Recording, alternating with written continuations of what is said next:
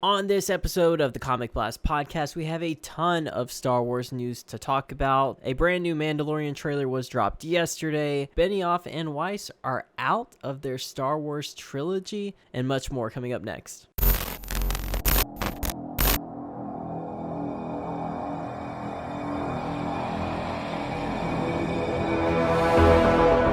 Before we get started, does anyone want to get hurt?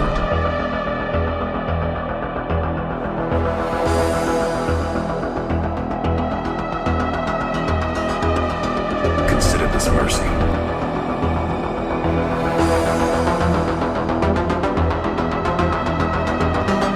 am inevitable.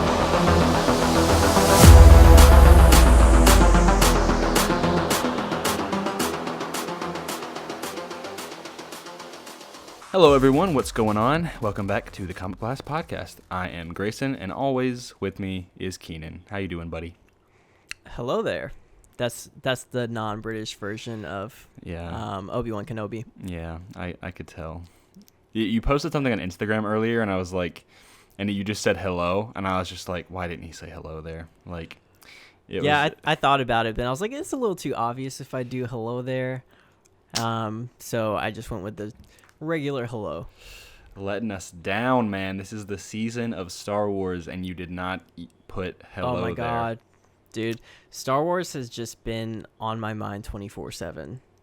I'll be at work pouring lattes, and I'm just thinking about playing Jedi Fallen Order, watching The Mandalorian, which comes out in 2 weeks from today. Pretty excited. Wait, 2 weeks from today? Oh my god, it does. Yeah, we're going to get into that in just a second. But first, as always, we want to get through the housekeeping stuff. So, we, of course, if you don't follow us on Reddit, already, sorry, kind of struggling today. I thought you said Reddit. If you don't follow us on Reddit, you're like, we have a Reddit. We have our own subreddit? Yeah, no. Man, that'd be crazy. It'd be like 2 people on there. Obviously, Comic Blast _ on Twitter and Instagram. And then our respective social media handles will be in the description of those and wherever you are listening to this. And then obviously our patrons. Keenan, give us the deets on patrons. Yeah, patrons. Shout out to all the patrons out there. We got Joseph and Jess. Appreciate you guys supporting the show. We've had our Patreon page up for about a month now, almost a month. Yeah. So yeah, we're working on things, and if you haven't joined our Patreon club per se, go ahead. You can find us at patreon.com/comicblast. We have a ton of perks on there, really cool community things going on, so we'd appreciate it if you at least just stop by and said, hey. You don't have to pledge anything, but yeah, just come by. It's as little as $1 a month, and it helps us out exponentially, but you are by no means obligated to do anything. Any support is welcome. Also, yes. we should mention, as far as I know, the deal is still on to get your head shaved. Yes. If we reach $100 pledged. Considering I've already put it out on 2 episodes, I pretty much have to. If somebody wants to donate $40 and just so I can go ahead and get it over with, that'd be great. But but no. Yeah, so we're at 60 of 100 a month right now. But once we reach 100, I am shaving my head as it has been a lifelong goal of mine. That's not true, but I have wanted to try it out once in my life, so figured It's been a lifelong goal of mine to shave your head. Keenan just reached, it was like 3 years old. The day I was born. He just was like, I want to shave Grayson's head. Just... Yeah. But yeah, that deal is still on. So yeah, we have a lot of Star Wars stuff to talk about, which I'm happy of because I just like talking about Star Wars right now. So first news piece, which, by the way, we are recording this a little bit later, but thankfully so, because yesterday, on the day that we normally record, which is usually a Monday, we're recording this on a Tuesday. That's when we do it, but they last night released the new Mandalorian trailer, which we will get to in just a second, and then there was some news late at night, which was the first thing we're going to talk about, which is that the David Benioff and I don't remember what's his name? Dan. Dan. Okay. Wow. Dirty Dan. No. Why do you have to say that? Oh my God. Did you watch SpongeBob as a kid? Yeah, of course. Okay. Oh my Okay, God. so all the SpongeBob people get the reference. But yeah, Benioff and Weiss, they are not doing their Star Wars trilogy anymore, which is interesting because if I had thought any trilogy was going to get scrapped, I thought it was going to be Johnson's. But I'm honestly, Which might be, we don't know. yeah, I mean, he continuously affirms that it has not been canceled, or that he says it's still, like, he's still working with Lucasfilm. I don't really know. Sure. But yeah, I'm not surprised that this news came out. Like, I saw it last night, and people were just like, good, now they won't ruin Star Wars like they did with Game of Thrones in the last season. And I was like, yikes. I was like, that's rough, because you watched Game of Thrones, but I didn't. But I was there for the I was there on Twitter, hearing all the reactions and outcry that was the final season of Game of Thrones. So what is your thoughts on, or what are your thoughts, Graham? So I have a couple of things that I would like to just rattle off really quickly. I loved Game of Thrones up until about midway season 7 maybe. Mm-hmm. And then obviously season 8 was just awful. But I think this announcement of their hire came before the Yes, I believe they were like finale. season 6. It was a while back. It's about 2 years in the works. They've been working on this. There were a lot of rumors that they actually rushed Game of Thrones so that way they could get to Star Wars. I'm not sure how true that is or not, but it kind of does make sense. But yeah, so apparently they may have rushed Game of Thrones only to be done with Star Wars before they even technically began. Like you said, I'm not really surprised, but at the same time, I'm really disappointed. And this is just becoming a reoccurring thing with Lucasfilm. Mm-hmm. And I just don't understand why they cannot find the right person to do their projects. I think, well, if anything goes with Star Wars, the track record has always been that a lot of directors turn it down because they don't want the responsibility of screwing it up. And whether they left on their own terms or whether they were fired, it's hard to say. I don't know exactly the specifics of it, but it may have been a mixture of both. And so I think it was. It's a lot of stress to make a Star Wars movie. I can only imagine what that would be like. And that's why I think like The Mandalorian will be like is a really cool project because it has so many people working together. Like, it almost feels like, people are directing the episodes, but Jon Favreau is like the showrunner. So that's like, it's different than a trilogy where they're like directing, and like directing is a big task for a Star Wars movie. Like, Right. It's a lot different than just, a normal film. So I'm not. The I don't Mandalorian know. feels like, sorry to interrupt, but The Mandalorian feels like it's the one project I feel like Kathleen Kennedy has her hands in the least.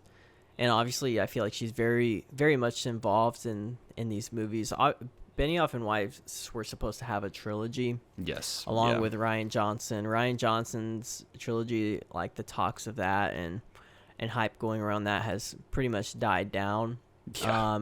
And then Benioff and Weiss's movie was supposed to come out in 2022, their first one.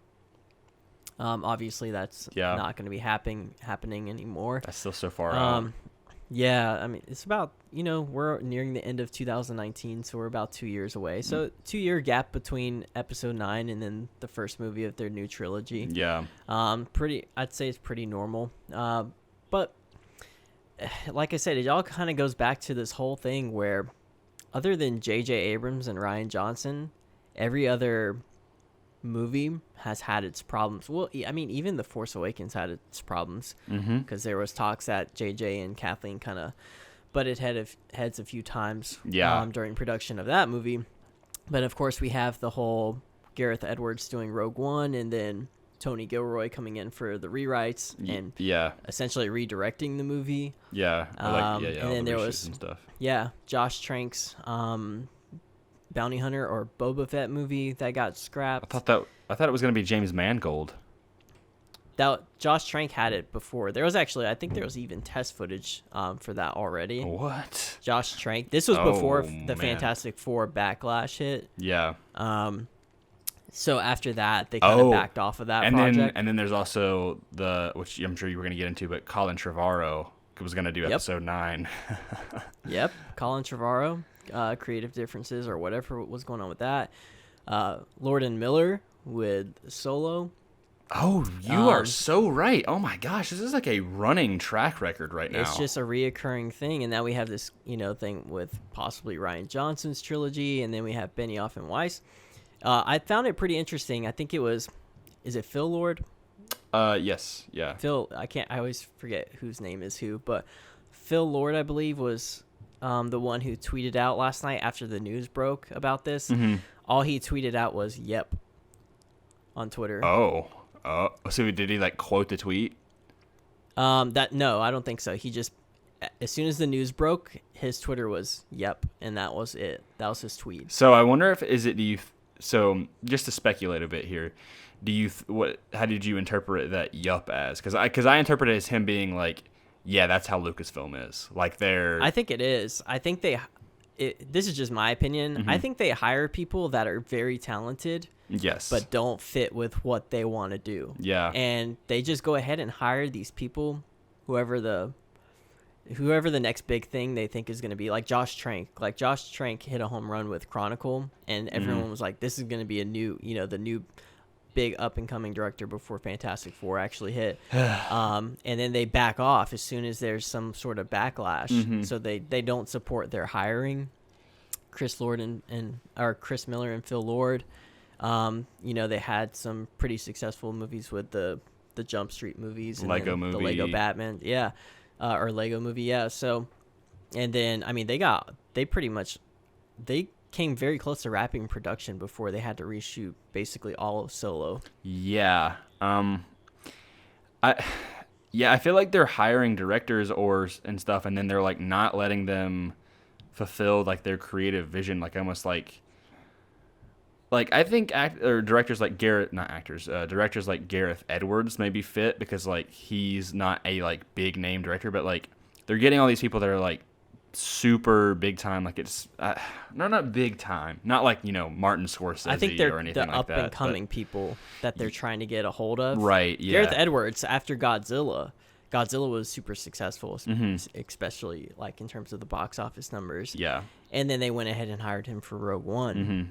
It seems to be right whenever they hit they get a hit and then something bad comes out and they're like, never mind. Yeah, exactly. Which with Phil Lord and Chris Miller, nothing bad came out, but that was just maybe they were, I don't know what the whole situation was with that. And then Colin Trevorrow was definitely they saw Jurassic World. Well, because he came Jurassic World 1 was after that it got announced because it was really successful, and then it was he came out with another movie that was pretty. Oh, The Book of Henry. Yes. It was awful. Yeah, I never saw forgot it, about that movie. But that one, that was when a little bit after that the news broke.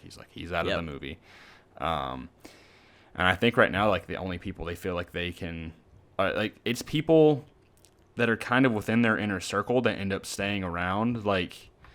I don't know. So J.J. Abrams is kind of the student of Steven Spielberg, who's within that Lucasfilm thing, and then I'm curious if something's gonna happen with the whole Kevin Feige thing. If he's gonna be nah, this is not for me. If he's that's gonna be a power struggle. I think Kathleen, if she hired Kevin Feige to do a Star Wars movie, then she essentially just kind of needs to take a step back and let him do it. Yeah, I'm really just curious what goes on behind the scenes with that, and maybe one day so there's a documentary about the making of the original Star Wars films, the original 3, and there was a lot of production stuff that went wrong with those films, and I'm curious if one day 30, 40 years from now we're going to get a documentary on the problems with, or the stuff behind the scenes of Disney Star Wars, or if there's gonna be a book of somebody talking about what happened, coming out and talking about it. Yeah, it'd be very intriguing. I want to know. Somebody has to somebody's gonna have to leak this information, because the thing, you can side with Kathleen Kennedy if you want, We all know that she's actually a historically great producer. Yeah, she has a great track record. Mm-hmm. Exactly. We don't know how she is in terms of running a company like Lucasfilm. Two very different things. Exactly.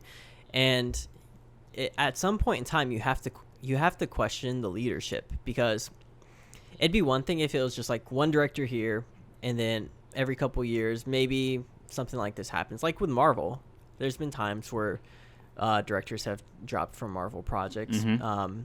Edgar Wright with Ant-Man. Yeah, that's probably the most famous one. Yeah, Thor 2, I think, or Thor 1. But I think Patty Jenkins was supposed to direct one of those. I can't remember which one. Yeah, I think she started on one of them, and then they switched it. But they've had problems too. But it's like it's so far apart, and it rarely happens. Yeah.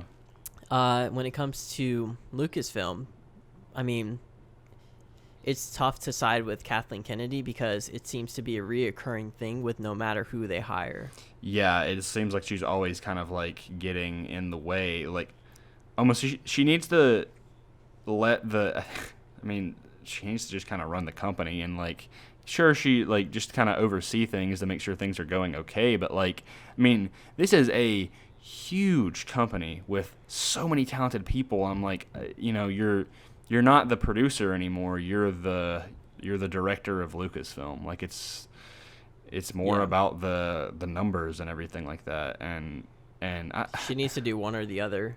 Yeah. And history shows that she's a better producer than someone who can run a company. So maybe I think she just get misses away from it. that. I don't know. It's hard to say, man. Like that's true too. That's a good point. Maybe she does miss being in that producer's chair. Yeah. I don't know. It's just. It's such a strange ordeal. It's crazy because even though like Star Wars right now is successful, and it always will be successful because it's Star Wars, of course. Mm-hmm. But in a way, ever since The Last Jedi, things have just kind of been going downhill, and I think it's starting to go back up. I think it's on the rise right now. Mm-hmm.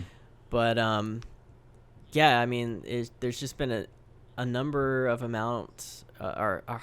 of problems that have. It's gonna be like occurred. like the Disney Star Wars curse or something like that, or it's like something. I don't know. It's like in a way, Disney Star Wars has. I know it's made them a crap ton of money, but in a way, it's been a little bit disappointing up until now. Which I think we're gonna get the Mandalorian, and we'll get into the trailer pretty soon. But Mm-hmm. I think the Mandalorian is probably gonna be one of the best Star Wars projects to exist. I think it's because they trust Jon Favreau so much. He's been so pivotal. And then you got Dave Filoni involved in that, and Dave Filoni is the guy. Yeah, and Taika Waititi and like Bryce Dallas Howard. Like, right. God, the amount of talent in this show. You have like you have Carl Weathers and Pedro Pascal and like freaking Giancarlo Esposito. I believe I said that right. Oh my gosh. God, yeah. Oh man, like yes. So let's go ahead and talk about this. Let's go ahead and talk about this new trailer since we're already on the topic of it. So new trailer came out last night. It's like the second full trailer. I'm just say it right now. Like this, there is no. I don't know if there's possibly a way to get me more excited for this show. Like I need to see it now. Like it. Yep. It's from the action scenes like. They show a lot of similar ones that we've already seen. Sorry that I'm kind of slurring my words a bit, but like the one where he's coming out of the door and then like kicks the trooper. Oh my god! But it's such a cool shot. Like he just walks out the door, pulls out his gun, shoots a guy to the right without even looking at him, and then just like front kicks him. Like it's like John Wick. Oh yeah, like it's insane. Or when the guy drops down on top of him and like, oh man, and then. The coolest thing about this, which I noticed immediately, and then people started to catch on, was the super battle droids and like the separatists in the thing. So I think it's gonna either have to do with something of the Mandalorian's backstory or something about like his family. Whether they maybe like show him as a kid but not as an adult or something like that. I don't know. I feel like he's not gonna take off the helmet, or at least he's not going to until the very end of the show, like the episodes. Yeah. But like you can clearly see like this planet's being attacked by super battle droids or like the separatists and stuff, and I was like I saw that ship fly over, and then I saw the super battle droids in the background, and I was like, holy crap, this is the first time we've seen these in like a live action setting. Since Revenge of the Sith. I'm like, it's just so cool. Like I just geek out about that stuff. Like I just love when they embrace all parts of Star Wars, whether that be the original trilogy or the prequels or the sequels or everything in between. I love it. It's so cool. I love the continuity. I love the world building.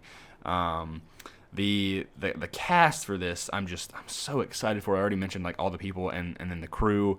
One character that I'm very intrigued by that they haven't promoted a lot, but I'm pretty sure it's the Mandalorian's like wife or love interest, and that's like this. So she's like in real life I believe she's a Native American, and she was in Wind River, if you ever saw that movie. Love that movie. God, and she was Jeremy Renner's wife, I think. And okay. Yeah. I think she's in the show. Like in the first trailer, she was kind of like in some like creek, and then in this thing, like they show her, and then I think he she puts her head to like the Mandalorian's like helmet. So I'm pretty sure like they're definitely going to get into his backstory, but I think they're gonna build it up. Like I feel like there may be like one episode, almost kind of like a Kingpin scenario from Daredevil season 1 that just like shows his backstory, you know. Sure. And then they kind of build, and then they kind of tease it and build it out from there on out. But like I think for at least the first, so is it? I can't remember, 8 or 10 episodes. I think it's 10. Okay. I think for at least the first 6 to 7 episodes, we're just like not gonna know about his backstory, and then like at some point, like towards the last half, for sure, we're gonna see something about like developing his character and stuff. Because I think while I do like the the man with no name kind of strong silent type, I think that's cool, but I think at the same time they want to sell this character and make people empathize with him, and then that's just I don't want it to be this like just no-named throwaway guy, like even though he's super cool, but like he's a human behind that helmet, and I think it'd be cool because let's be real, Boba Fett has no character development, and I think the Mandalorian is an anti-hero ultimately. Like I think even though he is like gonna be like leaning towards like that kind of dark morality side, like Boba Fett was just kind of a bad guy. Like they always made him out to be a villain, and even in the Clone Wars, and this I feel like he's gonna have a somewhat of a moral compass. I think he's still gonna be willing to do bad things, as we can definitely see in the trailer, but at the same time, like I think he has loyalties and people he loves. And I'm really excited to see that. And I'm also just excited to see all the other characters. Like I'm really intrigued by Gina Carano's character, because I feel like she's like an ex-rebel, and so I'm like, we haven't really heard much about her, but I'm excited to see like how they're gonna build up this kind of cast and crew. Yeah. I think she'll end up being one of the standout characters. I feel like that too. Of the whole series. I think it's going to be kind of fly under the radar. There's going to be obviously they're not promoting. There's going to be like a group of people that like are like, oh yeah, Cara Dune is so awesome, and like they're gonna like rally behind her, and like, I mean, I'm all for it because she looks like, she gives me like almost like I don't know, like Wonder Woman vibes kind of things, where she's like just kind of, or at least in like Batman v Superman, where like she's like kind of like mysterious and kind of and everything like that. But I think they're gonna build her up and make her be like a standout female character, which I love. Like I love stuff like that. And then Carl Weathers. I mean, come on. Yeah. Like, and dude, a legend. Okay, and also, how like this doesn't even look like a show. Like if you showed this to someone, like if you put The Mandalorian coming to theaters, everyone would think it's a movie, because I don't know if you know the budget for these episodes, but it's $15 million an episode, which the most expensive Game of Thrones episode, which apparently is like one of the most expensive shows ever made, like averaged around like 12.5 million. Some say they did get up to 15 million, but I think it was a little bit lesser so. These are like 15 million an episode. And what's crazier is that the Marvel shows that they're doing are going to be 25 million an episode. I'm like, what? I'm like, this is insane, the amount of money they are putting into this. Like Disney Plus better make them some bank. That's what I'll say. The thing about The Mandalorian is because it's launching with Disney Plus on the same date, it's their seller for Disney Plus, I believe. It Like has this to is be. the first original Disney Plus series.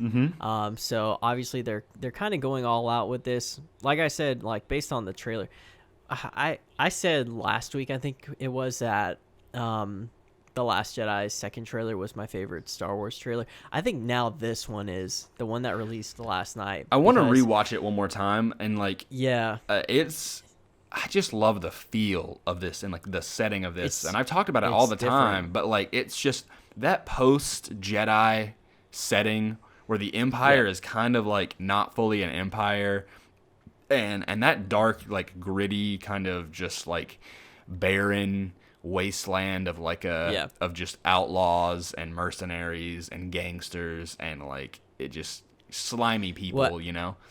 Once like the Empire is essentially kind of defeated or taken out, what you have is just, you kind of have chaos where you have a power struggle and you have, you know, different factions. Nobody's going to trust the Empire anymore. They're going to be like, oh, well, these guys can be taken down. Screw those guys. Everyone's going to want power now. Yeah. Because there is, like, the Empire was kind of, you know, as evil as they were kind of that stability in a way, where they kind of held the power. But at the same time, everyone's like free. Everyone's kind of fighting for that spot now. Yeah, but like at the same time, the Empire is still fighting for that spot, or not necessarily the Empire, but the people who were part of the Empire, and they're like, well, the Empire's fallen, but hey, I was on their own. Yeah, I was like, now I'm an admiral or I'm a general. Like, I can fill this void, and that's what I think.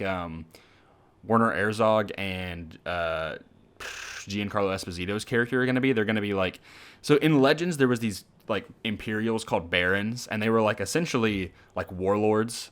They like, but even though the Empire had fallen, they used their power for like as kind of like a criminal syndicate, but like at the same time felt like they had authority and they commanded their troops. And so they were like they were bad guys, and they like were kind of, they were part of the Empire, but they weren't really allegiant to it. They were like, all right, well, I'm gonna reap the benefits of having my high rank, you know. Yeah. And that's what I definitely feel like. And so I think it's going to be kind of like well, these guys are really powerful, but they don't control us anymore, and we can see that. And so then they're going to be some part of opposition and something that they're going to need. And I'm just curious, like, I don't know if this show is going to have like one main villain or if it's going to have several villains. Like, I haven't been this excited for a show, I think, since Daredevil. Like, ooh, yeah. like this could possibly, like, I remember I just got so excited for Daredevil, and then Daredevil season 2 and even Daredevil season 3, which came out like a year ago, I think, which is insane. I need to rewatch that show really badly. But this is like, it's a show that's like you never in your wildest dreams thought it would ever happen, but it did. And it just gets you so excited because of the quality, and like, yeah, this is, I'm all for it. We could talk about it, I feel like, for hours. Yeah, I mean, God, it's just like, it's kind of like getting to this point where I feel so excited, like it's Christmas 2 days away, or 2 weeks away. And I'm like, no matter how many like bad things and curveballs hit me throughout the next 2 weeks, I'm gonna have the Mandalorian to look forward to. Yeah. On top of that, it's like we get the first episode on a Tuesday when it drops, and then I think the second episode drops the same day as Jedi Fallen Order. I think so, yeah.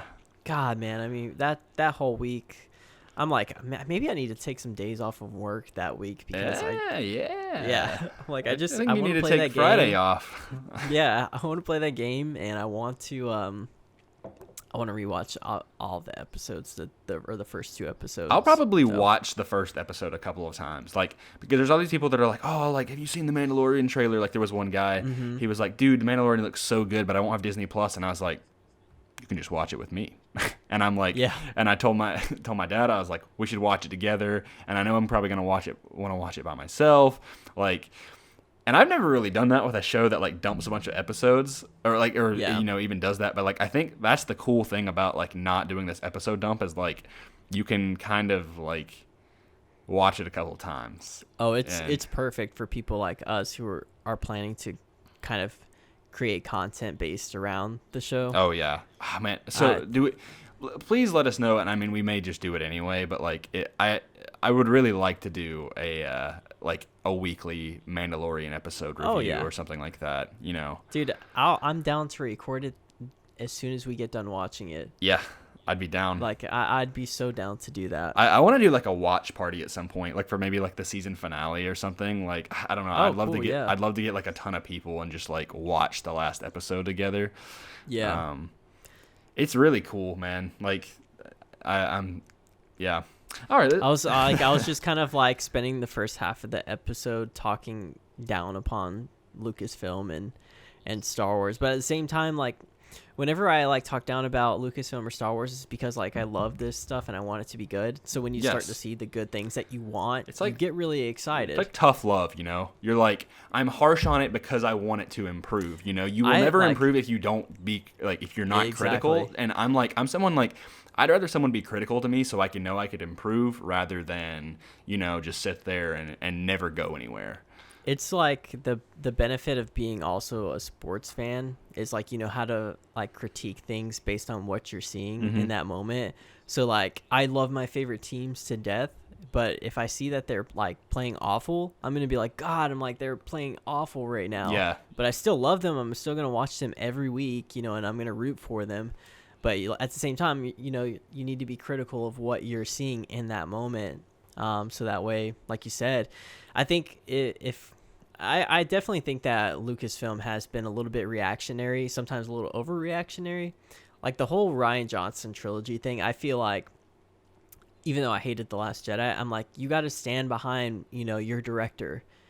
So you hired him to do a trilogy. That means that you believed in whatever vision he had for his own trilogy. I'm like, stand behind him. I'm like, stop giving us vague answers about what's going to happen. See, like I would honestly, even though like people had problems with Rian Johnson, think like the guy's a good director. The guy can direct great content. I'm even excited for his new film Knives Out. Like I want to go see that really badly. So I'm like, it's just how he handled certain things within Star Wars, and that's the thing. Is like when you take it out of that, it's like it's different. But I do want to stand by him because I want to see him succeed, and I just hope this like when he has new characters and something like when he essentially like it's in the Star Wars universe but not correlated to the Skywalker saga. Like because I remember you infamously said like I don't know why I worded it like that, but like he has infamously said according to you that like he wants to make movies that like half of the people like and half of the people hate, and I'm like. That kind of bothers me. I'm like, that you can't have that mindset, but I think I think what he meant to say, and what I hope he meant to say is, I can't put words in his mouth, but that he wanted to make movies that get people talking. Sure. And so it's that, and that's a good thing, is having something that makes you think. I love thinking and discussing and interpreting all of this different stuff. Like I went to see The Lighthouse and won't get any details with that, but that was a movie that like I sat there for like 2 or 3 days and I was like talking, like as soon as I got out, I was talking to my 2 buddies. I was like, what just happened? I was watching reviews. I was like texting people. I was like, this is such a like not an icon, but such a like a specimen. Like I feel like I could just dissect it, you know? And so I would love to see that from like a those movies are so much more engaging and enjoyable that rather than, oh, that was entertaining, and then you just kind of forget just like about a product. Yeah. And so I'd love to see that within Star Wars, but obviously with different characters, you know, something that doesn't like affect the galaxy on a grand scale. Like I would love to see like a Looper style, like, you know, something like that. That'd be crazy. Like I'd love that. It's tough because I feel like Ryan's vision and his directing style and writing style in particular doesn't really fit well with that saga, because you have already established and loved characters and you expect to see them in a certain way. And his way of directing is to give you the opposite of what you would expect to see from that. And that's what rubs people the wrong way. And I think that with him creating his own characters and story, he'd have a lot more control. Better. Yeah. I think it fit better because we wouldn't be so upset when a character does something outside of its character. Yeah, I mean, I think he can definitely he can write characters well, But at the same time, like, he can handle characters that, like, well, I guess it's because I say this, there's a difference between directing and writing, you know? So, like, directing is obviously more about, like, you know, getting the shots you want and the direction of the actors and stuff, whereas, like, he wrote The Last Jedi, right?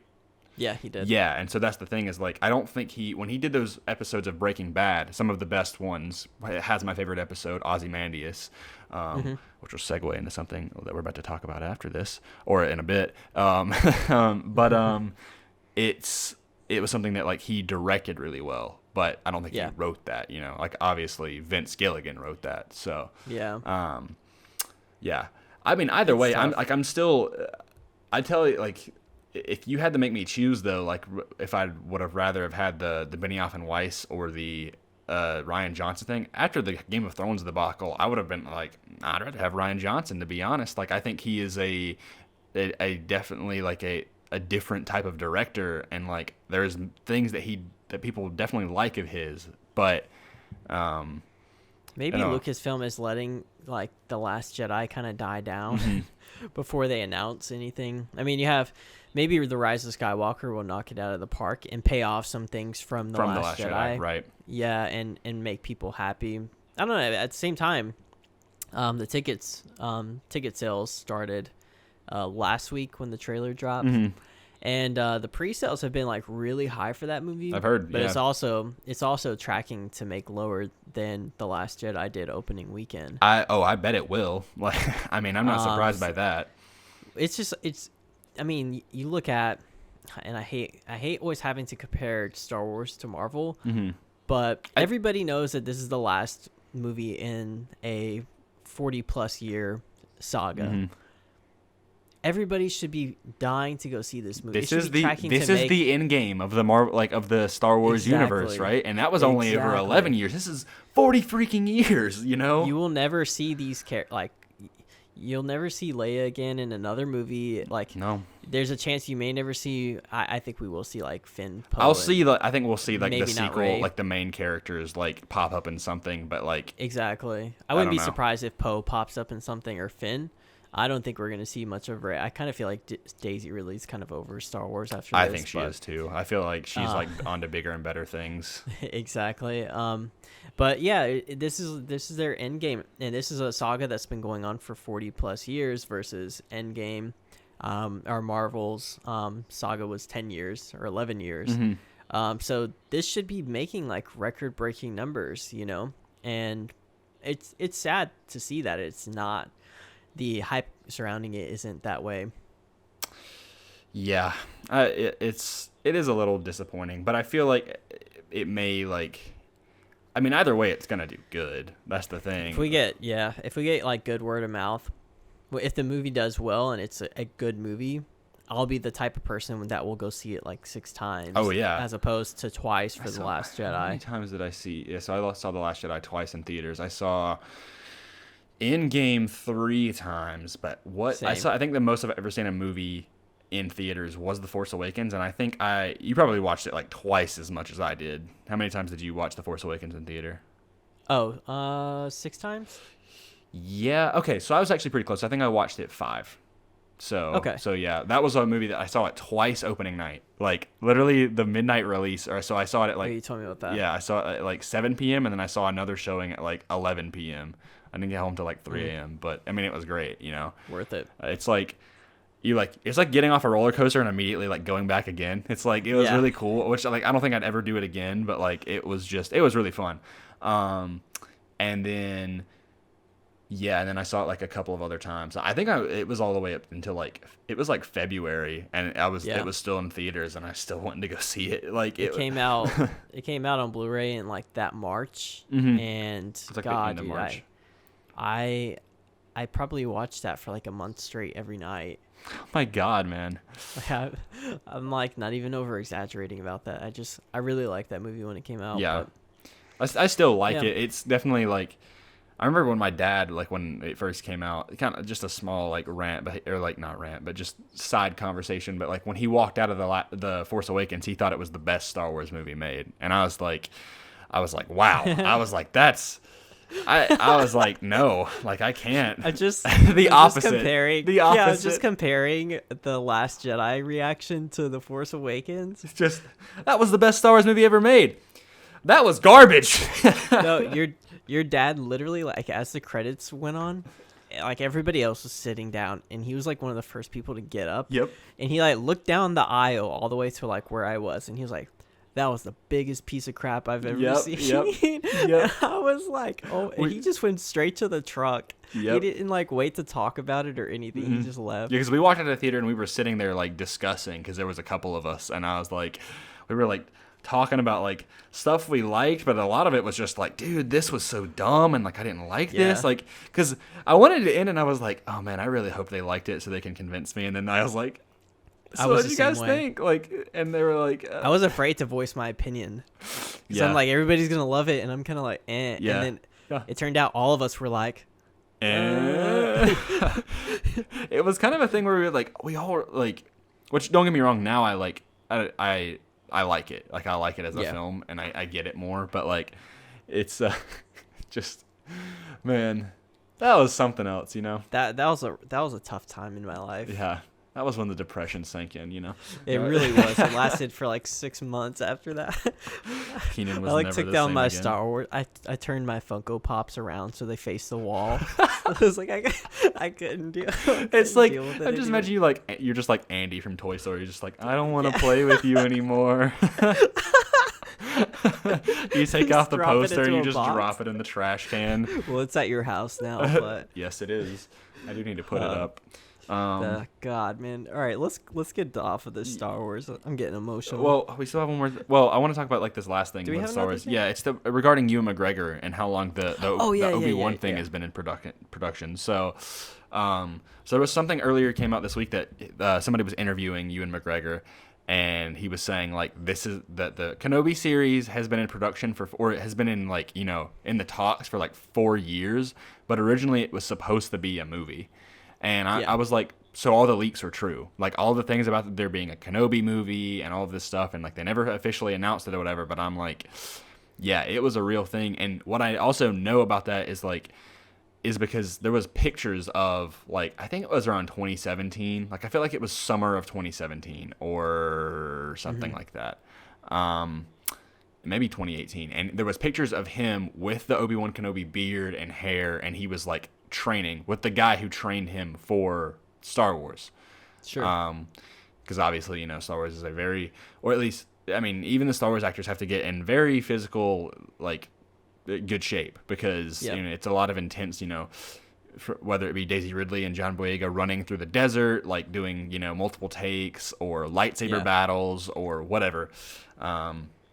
There's always like a type of physical regiment that you have to be on. And so like there was pictures of that and people were like, oh, is he getting back in Kenobi shape? And I bet what happened is he was just like, well, this is going to happen soon, so I'm going to go ahead and start training for it and prepping for it. Well, then what happened is like it got like pushed back and it didn't happen as a movie because like I remember there was the thing where it was like the Kenobi movie and the Boba Fett movie were both being like canon. I think it was after Solo.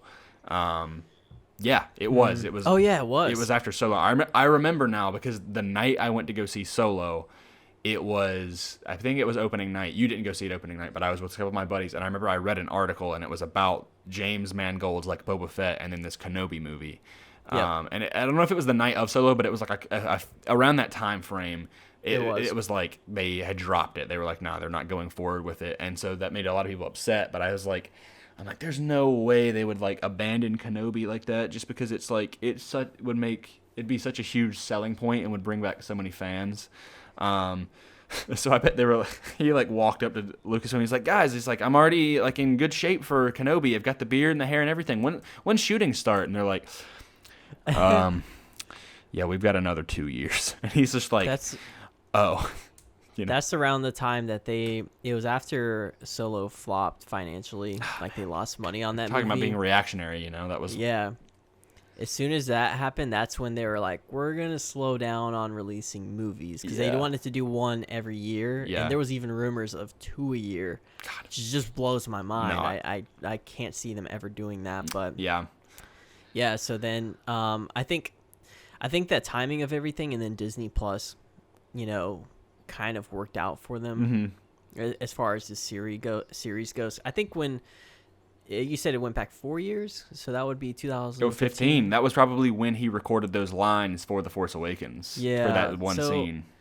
Around that time, Disney Plus wasn't even a thing. Disney was still looking to buy Netflix at that point in time. Oh, right. Yeah. So that's probably why they were kind of like, okay, this is going to be a movie. Man, what a world and we then would when have lived Disney in if Plus they bought happened, Netflix. Oh, I know. And Disney Plus happened, and now I think it just kind of worked out for them to do a series. Even Ewan McGregor said that he is happy that it's a series, which is good. Some people are mad that it's a series and not a movie, or that like mad that it doesn't have enough episodes. And it's so weird to me because I'm like, okay, a movie would have been max like 2.5 hours, maybe 2 hours and 40 minutes, but they haven't done that with Star Wars movies, so I could see it being 2.5, which apparently Rise of Skywalker, not Rise of Skywalker or whatever I just said. Scooby-Doo. Star Wars, The Rise of Scooby-Doo. I'm sorry. But okay. It's like the longest movie like so far, I think. But people were complaining, they're like, oh, only 6 episodes, that's dumb. And I'm like, you realize you are getting 3 times longer of what a movie would have been, like 2 to 3 times longer. I'm like 6 episodes is perfect for me. I actually like shows that have not a lot of episodes because I feel like they're usually more quality rather than quantity, And we don't know how long the episodes are. They could be at like an hour and a half, It's gonna be awesome. We're gonna have a month and a half of Obi-Wan Kenobi. They did say it was 6 episodes of 6 1-hour episodes, so it would be 6 hours. I forgot about that. That's what he said. So I love it. So yeah, what's gonna be crazy though is like, so that's, I think, so the Mandalorian will end, and then I don't remember when does the Kenobi series come out? Is it 21 or 22? I'm gonna lean towards 22. Okay, I'm not sure. I feel like it's going to be further away than when I want it to release, so I'm going to go 22. That's probably a safe bet. Either way, there's a good chance that maybe next year when we go to Celebration, like they have a panel about the Kenobi series. Dude. Oh, I just got really excited. I'm so excited to go. Like I already want to go. Like I know. Let's do it. Let's go right now. We've always talked about this. It's just like, let's just go, and then they're just like, they're having like a Snickers convention or something, and they're just like Mars Bar is having their annual conference, and they're like, why are you here? Star Wars Celebration Anaheim 2020. That's in August. I know. It's gonna Star Wars Celebration is tough. It's like it's miserable and equally exciting. See, I feel like you had just a much more miserable experience. This time you need to just enjoy it, You don't need to kill yourself to get into the panels or anything, which, I mean, I want to get into the panels, but, like, yeah. I mean, they have the lottery system now. Yes, yeah, they do. Which I appreciate that. At least, I mean, it does suck because it's not like, but at the same time, like, you don't have to be sleeping on the concrete or whatever to, like... I told you about. Yes. Did I tell you about when I actually finally fell asleep? Yep. Mm-hmm. It was like 3 a.m. Mm-hmm. No, it was like 2 a.m. Yeah. I finally fall asleep. It's like 50 degrees, and the concrete is freezing cold. Oh my god. And my friend Trey has like earplugs in and like a one of those sleeping bands around his head or whatever, so he can't see any lights. Mm-hmm. And out of nowhere, dude, I finally just kind of doze off, and then I just hear burr, burr, burr, burr, burr, and it's like a DJ is out, and I'm like, people are jumping around. I'm like, oh my god. I'm like, I'm never doing this again.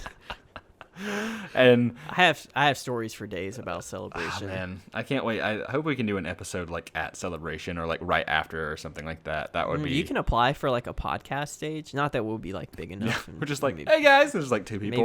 Maybe one person will show up, but clapping. Just yeah. Yeah. All right, we're gonna open this up to listener questions. You, sir. And that's it. Just the one guy. Just one guy who's just like, I love you guys. Yeah. Anyways, what were we even talking about? Kenobi stuff. Doesn't matter. We can move on to the last thing. Okay. Or yes, the last thing, I think. Yeah. Pretty much. Oh yeah, because I said it was mentioned. So this Watchmen show, you wanted to talk about it a bit. Yeah, I did want to talk about Watchmen. This show kind of flew under the radar a little bit. Because I even forgot it was coming out until people were talking about it on Twitter. They don't really market it.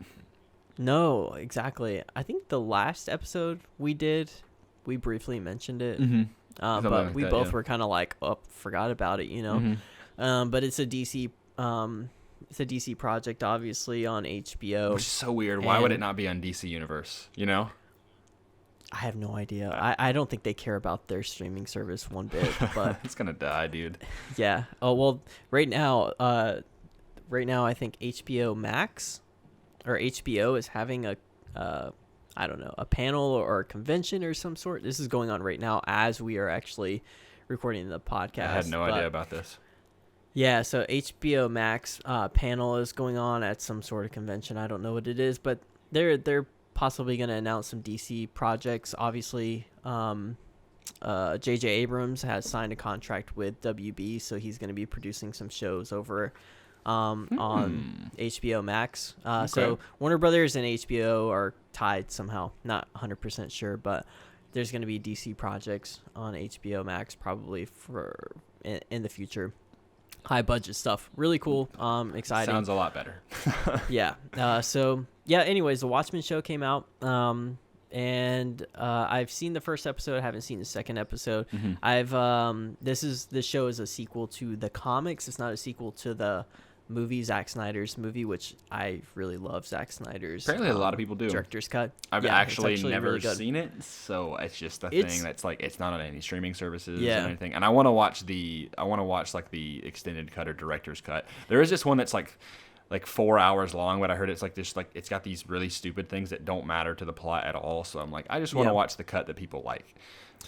Yeah, it's pretty much the right characters for Zack Snyder to work with. It definitely seems up his so- alley for sure. Exactly. It's a really awesome movie, I believe. But this show, it's a little hard to follow if you haven't read the comics, which I haven't.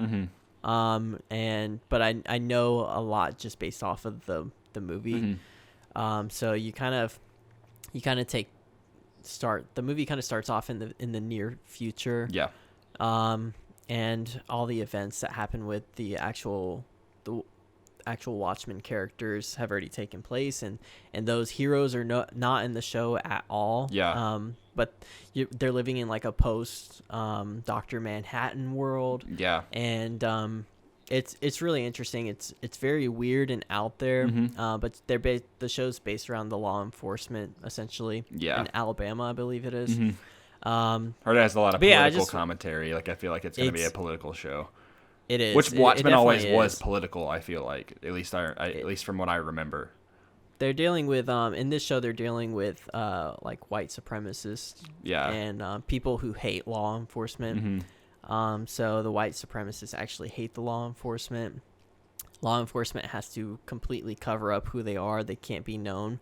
So each police has essentially like a secret identity. Yeah. The main character that we follow is owns a bakery, but Yeah. she's actually a cop. Yeah. But that's just like to protect her own identity because, if their identity gets out there, they're obviously exposed to these people who hate law enforcement. Yeah. But it's a really cool show. It's wanna dark, watch it's it. for mature audiences. Mhm. But if you get a chance to watch it, definitely check it out. I've enjoyed it so far. Watchmen has always intrigued me, like as a concept, and I just haven't gotten around to it. Like I just kind of forget about it, and I'm like, crap. Yeah. Like that. It's one of my biggest, like, probably my greatest comic book sin is like that I've never seen or read Watchmen, and apparently a lot of people actually prefer the movie to the comic, especially regarding something with the ending, and I'm not sure what that exactly is. I remember I read it someplace, but I've forgotten it. But I mean, I know a handful of knowledge about like Watchmen. I just don't know like the overall plot. Like I know the characters and kind of know like what it's about and all this stuff. But the show definitely seems interesting, and I've heard good things. Like I feel like it's gonna have like a kind of a slower build up. But a couple Definitely. of friends of mine that are like one of my best friends is a huge Watchmen fan. Like probably one of his favorite things ever. And so, and he's really enjoying it so far. So it's a thing that I'm just like. Yep, I gotta get around to it. I can't talk. When will I? It's hard to say. It's gonna be tough. Especially just like It's gonna be tough. with the Star Wars stuff going on so soon. I'm just like, yeah, like all other stuff is going to have to be just put to the side. It's going to be full Star Wars. Like it's going to be Mandalorian, it's going to be the movie, it's going to be Jedi Fallen Order, it's going to be me reading the books. Like, my whole life is going to be Star Wars, and honestly, I'm here for it because Star Wars gives me happiness, and I love Star Wars. That whole thing that you just went on about has been actually stressing me out the past couple days, because I'm like, I want to watch Watchmen, obviously, and I want to keep up with that. And I actually just started playing The Last of Us, which I've never played before. Yeah. Way behind on that. So don't worry, I haven't played it either. But what I'm doing is it was going to come out in February, and then it got delayed to I saw that. May. So what my plan is to hopefully play The Last of Us over Christmas break. That way I can dedicate it to it fully. I got The Last of Us when I got Spider-Man PS4. The thing is wow. I got Spider-Man and I was obsessed with that, and then I was playing some other games and I just never got around to The Last of Us, so I started it as well. So I'm like, I need to time it right. So I know Jedi Fallen Order is going to consume it pretty much all the way up until The Rise of Skywalker comes out, and then when Christmas break hits, probably like around the New Year, I can probably focus on The Last of Us and get that out of the way, because it's apparently one of the greatest video games of all time. Well, I know it is because I've seen chunks of playthroughs and stuff, but I've never played it all the way through fully, and it's just like a thing that's like, it's so cinematic, and Naughty Dog kills it with that stuff. So yeah, trust me, I get what you like. I get these games and I'm like, well, I can't start this game right now because what happens is I'm gonna get sidetracked and I won't be able to finish it. So like, same thing happened with God of War, where I'm like, I plan on finishing God of War, but the thing is, I think at this point, like, I'm already like 10 hours in, but I think I'm just gonna restart and like just start fresh and try to, because it's just the thing. It's like a game has to just get its hooks in me, because and like, it's not that I don't enjoy these games. It's just like, or it just, I play them at bad times, and like, you know, I like playing games with a lot of my friends, and so like, and then they're always like, oh, why don't you play with this? You're always playing this single player game or whatever, and I'm like, because I'm trying to enjoy these really good single player games, but all you guys, like, you make me feel bad because I like playing with you guys too. So it's hard to balance all of the stuff. It's like, people often don't get it. They're like, why do you like?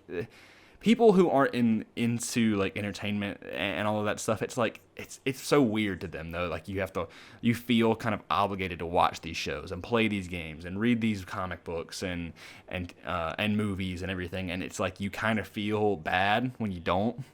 And they're like, well, it doesn't matter, it's just to entertain you. And I'm like, yeah, you're right, but seeing as my life is so centered around it and like I care about it so much, like, it feels like I'm missing out, you know. It's such a weird thing, you know. Like, you think about it, people are like, have so much like different issues. Like, they watch shows just to casually watch it, you know. Whereas I'm over here, I'm like, oh man, I have this whole long list of games that I still haven't played and I bought and I need to play them. And there's these shows that I want to watch, but I'm already watching this show. And if I start this new one, I'm not going to go back to this old one.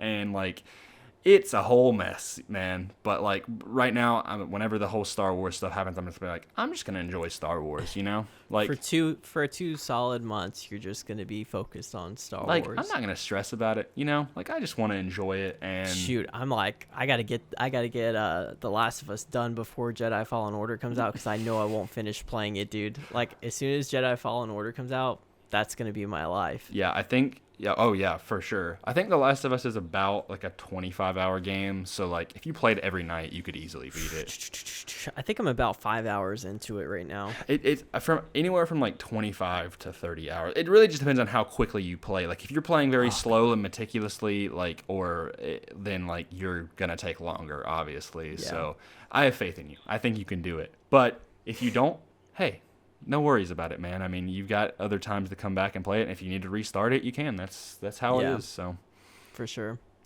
Yeah, I got 2 weeks, so hopefully, I think that's, get it done. You don't play a whole lot of multiplayer games, and other than work and school, there's not.